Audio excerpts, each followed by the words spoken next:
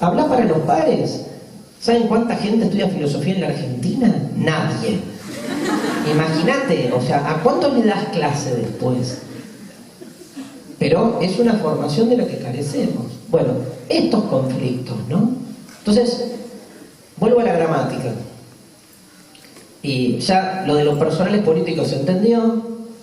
Digo, me parece, quiero decir algo más de la gramática escolar que me quedó pendiente, pero cierro el tema antes. Me parece fundamental visualizar, esto es Foucault puro, ¿sí? Que el poder se ejerce con mayor eficiencia creando zonas donde se supone que no se juega. Por eso cuando se dice lo personal es político, lo que se está visualizando es en qué lugar el poder tiene más poder. En esos lugares donde además de ejercerse, ha logrado naturalizar ese ámbito como un lugar donde el poder no se da. Y uno de los lugares claves, evidentemente, es la pareja, la casa, la familia, como visualizan las feministas, pero lo que a nosotros nos interesa visualizar hoy es que uno de esos lugares que se discuten diariamente es el aula. El aula está atravesada por ese debate.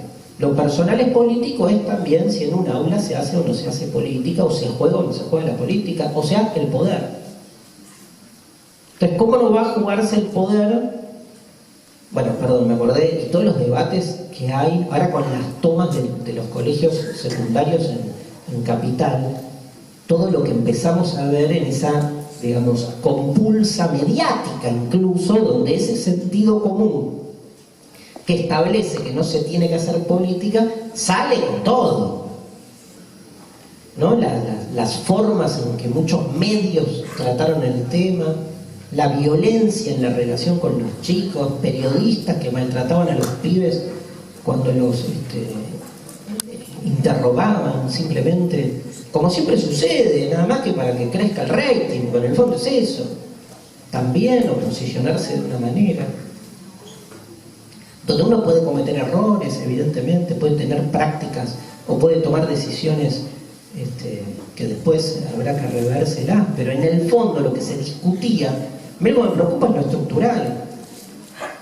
O sea, en el aula se hace política, ahora se puede hacer una política de mierda. El tema es que se haga y que se entienda que se juega el poder. Entonces, en términos estructurales, para ir cerrando, ¿cómo se juega el poder? Y por eso quiero ir a la gramática escolar, porque el poder se juega también, les decía, en esta palabra formación, que es muy fuerte. Venimos los docentes a formar alumnos que no tienen forma, y que como no tienen forma, entonces se supone que no tienen procedencia, ¿no? Un alumno sin forma significa que no tiene género, no tiene memoria, no tiene cuerpo, no tiene clase social, no tiene ideología, no tiene un conocimiento previo. En esta especie que en estos últimos 2 años lamentablemente está cada vez más asentada, esta especie de despopularización de la cultura, donde se vuelve con esa lógica iluminista que la cultura no puede ser popular, porque lo popular implica una falencia. Entonces, no hay un conocimiento previo de un chico que viene, obviamente, como que viene atravesado por las costumbres de su hogar, y no se lo visualiza como un saber, se lo visualiza como una carencia, porque cuando vamos a la etimología de la palabra alumno, yo les cuento, las etimologías son un campo de batalla. No es una ciencia exacta la etimología. Uno tiene como ese delirio, piensa, alguien descubrió dónde se empezó a usar la palabra X. Imagínate que la etimología es una disciplina que supone 2 saberes, el histórico y el lingüístico. 2 ciencias sociales. Las ciencias sociales, ustedes saben, son básicamente, en algún punto, ciencias de la interpretación. Entonces, obviamente hay datos que datan la irrupción de una palabra, pero que nunca es justa. Yo hice mi tesis, todos mis trabajos de investigación sobre filosofía de la religión, que es el tema que a mí más me gusta. La palabra religión, vos buscás la etimología de religión y decís, ¿qué significa religión? ¿Quién la usó por primera vez? Y tenés, la mitad dice que religión viene de religare. Tipo, Dios nos creó, nos echó, caímos, acá estamos, y tenemos que religarnos con el Creador. Religarnos con la superioridad. ¿Cómo nos religamos? Con prácticas de religación, de religamiento, o sea, religiosas. O sea, estás toda la vida haciendo los deberes para religarte con ese absoluto del que te desgarraste. La vida empieza cuando esta termina. Y para eso tenés que religarte, o sea, acatar. Religión, religare, religión. Ahora, hay toda otra tradición que encuentra que la palabra religión, en su etimología, no proviene del término latino religare, sino de un término griego, donde está la palabra logos, relegere, ¿sí?, que es reunir, pero que en una de sus acepciones es releer. O sea que ser religioso sería no religarme con Dios o con la superioridad ni con cuchuflito, sino volver a leer los textos que otros vienen releyendo de sus lecturas y relecturas que otros han releído, de lecturas que provienen de una especie de textualidad originaria que nadie sabe quién es, pero que todos venimos reinterpretando las mismas preguntas desde siempre. ¿Por qué? ¿Para qué? ¿Desde dónde? Que ser religioso, básicamente para las religiones del libro, como el cristianismo, el judaísmo y el islamismo, son prácticas de relectura de un texto revelado, o sea, sacarle revelado de un texto. O sea, ser religioso es hacer análisis literario, donde hay un protagonista esencial, otro texto, otra palabra, Dios, que antes que nada es una palabra, nada y fuera del texto, dice Derrida. Y entonces, ¿qué es una actitud religiosa? Es una reinterpretación permanente de los textos en los cuales, entre otros protagonistas, está el diablo, el crucificado y Dios. Y la superioridad no está. Es absolutamente horizontal, comunitaria la práctica religiosa, y no necesitas ninguna metafísica, necesitas un texto, poesía, e interpretación y debate. Ah, eso no es ser religioso. ¿Quién te dijo? Depende de la etimología que impongas. Entonces en la etimología no solo se juega si la palabra realmente devino o no devino de esa otra palabra originaria, sino que la etimología que vos impongas como etimología verdadera, después te permite en la actualidad sostener una idea u otra idea de religión. Miren si hubiera ganado la idea de religión como relectura. ¿Hace rato que el mundo hubiese sido otro? Bueno, con alumnos pasa lo mismo. Busquen, googleen etimología de la palabra alumno. El 90% de las páginas etimológicas hay 3. O sea, el 90% son 2. Hay una chilena que siempre te metes, y está muy buena la chilena, es una página de etimología chilena, donde lo que hacen es, la gente sube su interpretación. Entonces tenés varias etimologías y con la firma de quien la subió. Tipo, yo soy Pablo, digo que la palabra tal viene de tal y tal, y vos podés ver todas. De alumno hay 2. Una dice que alumno significa sin luz. Rara. Rara y mucho más funcional a lo que este modelo educativo necesita que la palabra signifique. Rara por muchas cosas, porque son pocas las palabras que tienen un privativo griego y una raíz latina. Tenés un montón de argumentos en contra. Tenés otra interpretación que dice que alumno significa o viene de alimento. O sea que un alumno es quien se alimenta. Y vieron que el alimento nunca nos satisface, ¿no? O sea que estamos todo el tiempo alimentándonos, y los docentes también, ¿no? Es otra perspectiva, si quieren, mucho más horizontal de la educación. Ahora, alumnos sin luz, ¿por qué? ¿Qué se juega ahí, no? Se juega en pensar que entonces...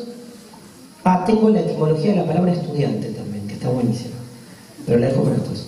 Alumno significa sin luz, esto es que todos nuestros alumnos son seres oscuros, ¿no? Negros. Ya de una. Tremendo, ¿no? Con toda la semántica de la palabra negro en nuestro país, aparte. Son seres sin luz, seres carentes, les falta luz. Porque el negro es la figura de la carencia, de la oscuridad, de la ausencia. Entonces son seres carentes, seres negros, mujeres aparte, porque la mujer es al mismo tiempo, ¿no?, la conceptualización de la carencia, le falta. Muy loco, ¿no? Una actividad con una fuerte predominancia de la mujer en el ejercicio de la docencia, donde hay un tratamiento del otro, ese otro desposeído desde la carencia. Y ese negro que viene, esa oscuridad, se encuentra con uno que es la luz, ¿no? Evidentemente. El faro, el falo, que está erecto, dando clase, derramando su saber, diseminando, viene de semen, diseminando, aclaración que no hacía falta, y sembrando su verdad, su forma, como uno tiene la proforma, y va,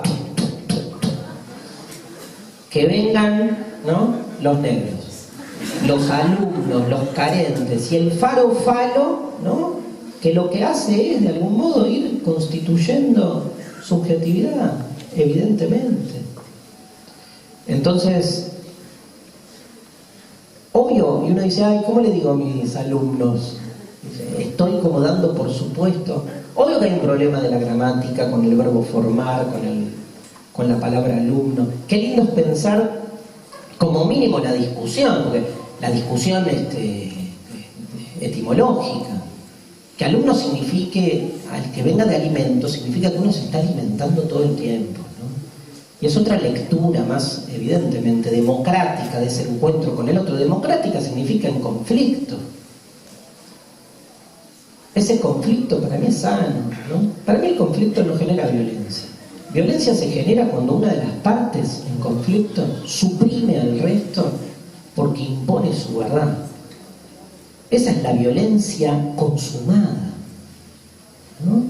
Después el conflicto genera la posibilidad de la diferencia, es como en el amor. O sea, ¿cómo no va a haber conflicto en una pareja o en una relación vincular? Si no hay conflicto es porque no hay un otro. Para decirlo exageradamente, si en un vínculo de pareja no hay conflicto es porque uno de los dos se morfó al otro.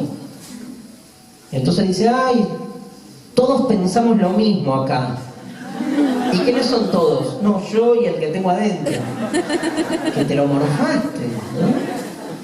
Por eso una pareja no cierra nunca, está siempre justamente en esa especie como de lidiar con la diferencia del otro. Por eso es un otro, y por eso hay amor, porque hay un otro, si no, es con uno.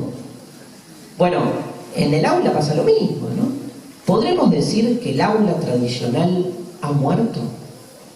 ¿Podemos decir que hay una forma tradicional de pensar al aula disciplinaria que ha perdido de algún modo vigencia o que no, con la que no podemos de algún modo pensar las formas de la docencia de hoy en día? Y si así fuese, ¿en qué ha devenido, ¿no? Yo creo que hay algo de todo lo que dijimos hoy que puede darnos alguna luz. Creo que la cuestión de lo personal y político nos permite casi como una especie de hilo conductor repensar el lugar de la educación. Sigo creyendo que evidentemente es una de las instituciones claves para transformar la realidad en la que vivimos, pero entendiendo siempre la paradoja que implica dotarle a una institución un carácter o un propósito transformador. Porque una institución tiende más a ser conservadora, a garantizar que la cosa funcione, ¿sí? ¿Qué es una institución? Yo diría, una institución es antes que nada un conjunto de normas. Por eso la institución no es solo la escuela, no es solo, no sé, el club Boca Juniors. Una institución es también la familia, como ustedes lo saben, pero una institución es también el lenguaje. O sea, es un conjunto de normas que de algún modo está velando todo el tiempo, policialmente diríamos, para que esa normativa se cumpla. Entonces uno vive la paradoja, la tensión de que está trabajando, como decía antes, forjando en una institución que tiene un carácter normalizador. Sin embargo, lo que busca es fomentar el pensamiento crítico. Buda, ¿no? Cuando Buda le decía a sus alumnos, si me encuentras a mí, si encuentras al Buda en el camino, mátalo. Porque entonces, si no, esto no ha tenido sentido. Eso dice el Zaratustra. Si leen el Zaratustra de Nietzsche, Zaratustra termina diciendo, bueno, si alguien entendió algo de lo que yo dije, evidentemente nadie me tiene que hacer caso. Porque si siguen mi proclama, entonces no se entendió nada, o sea, me convertí en institución, ¿no? Pero evidentemente esas son las paradojas con las que tenemos que vivir como docentes, y no le quita, sin embargo, ese otro costado más liberador que hace de la docencia, por lo menos para los que estamos acá, nuestra vocación elegida y nuestro propósito en pos de una sociedad mejor. Muchísimas gracias a todos.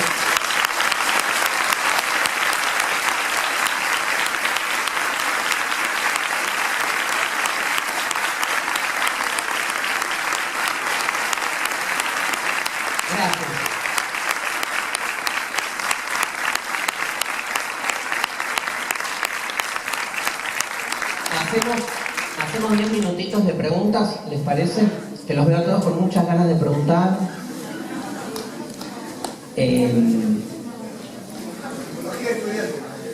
La etimología de estudiante. Estudiante es el étimo EST, está en una palabra que es estupefacto y en una palabra peor que es estúpido. En realidad, el que estudia mucho es un estúpido. ¿Pero por qué? Porque se corre de lo que la burocracia institucional espera de uno. O sea, el que se copa demasiado con el estudio no entra en la lógica de lo esperable. Yo he tenido alumnos brillantes al rendir exámenes. Nunca les pasó nada. Y sacaron 10, porque aprendés. Es burocracia, es fácil. Aprendés la dinámica, claro, los shapes que tenés que aprender y es una forma. Ahora, el que estudia en el sentido de que los libros se compenetra y le abren algo a nivel más existencial, en general son alumnos con notas de mierda. En general, otra paradoja, ¿no? Porque no entran, digamos, si les pego, vos te das cuenta que ese chico la flipó. O sea, algo le sucedió, pero se te escapa, porque después le querés decir, no, pero estás aprobado, o sea, sos un genio. Algo te pasó, o sea, aparte, te das cuenta que esto sirve para algo. Para mí, la docencia es eso. Yo sí tengo que definir la docencia. Lejos estoy, como verán, de usar el verbo formar. A mí me gusta el verbo inspirar. Un docente no forma, un docente inspira, porque el que inspira no está buscando un resultado en el otro. O sea, no es meritocrático el tema ni mercantil. Está inspirando, ¿no? Inspira con sus contradicciones, con sus dudas, con su ser. Y ese inspirar aneconómico, ¿no? O improductivo, coloca evidentemente la cosa en otro lado. Entonces vos inspirás, el otro estudia, pero no te rinde un examen. Que ese es un problema también, ¿no? Como cómo tratar de encontrar ahí un punto medio. Que les decía, yo he querido aprobar gente que me di cuenta de eso y era como, o sea, sus compañeros hacían boicot. ¿Cómo aprobás a Pérez si no dio ningún examen? No, pero ¿no te das cuenta de la transformación existencial que tuvo Pérez? No, profe. Que rinda. Que se rompa el culo como uno. ¿Cómo que se rompa el culo si escuela en griego era pasarla bien, ocio, transformación? O sea, te quedás ahí, tenés un límite.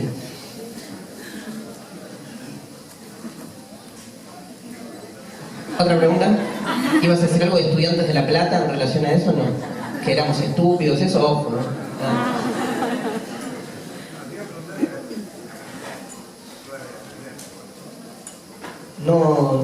No tengo la data necesaria como para hacer un análisis serio. ¿Qué preguntaste? Las pruebas a aprender. ¿Qué pensaba de las pruebas a aprender? Pero no las conozco, pero que se van a hacer los debería. Estoy dando charlas por el país sobre el poder, otras pelotudeces. Pero ¿qué onda? Las pruebas a aprender.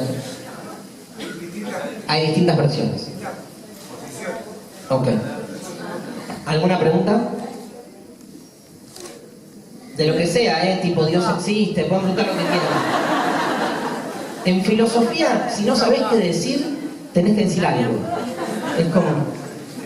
Antes contabas más o menos cómo llegó la política a tu vida. Cuando te diste cuenta que estabas haciendo política, filosofía, ¿cuándo te diste cuenta que empezaste a hacer y que estabas haciendo nada, te identificaste con filosofía? Mira, a mí, mis viejos de chiquito me mandaron a un colegio religioso. Yo hice toda la primaria en un colegio religioso proto-ortodoxo. Durísimo.